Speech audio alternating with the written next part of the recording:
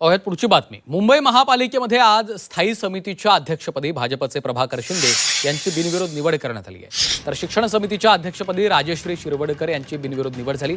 स्थायी समिती ही महापालिकेतील सर्वात प्रभावी आणि आर्थिकदृष्ट्या महत्त्वाची समिती मानली जाते। कोट्यवधी रुपयांच्या विकास कामांना मंजुरी देण्याचा अधिकार या समितीकडे असतो।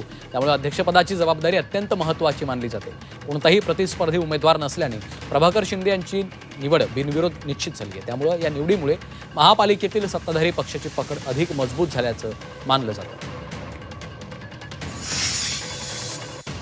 ज्या मराठी शाळा आहेत त्यांची पटसंख्या कमी होत चाललेली आहे आणि ही पटसंख्या पहिली वाढवावी लागेल आणि पटसंख्या वाढवली की मराठी शाळा देखील वाचेल आणि पटसंख्या कशी वाढवली जाईल ह्याच्यावर ह्या गेल्या वर्षभरात आम्ही नक्कीच 100% प्रयत्न करू।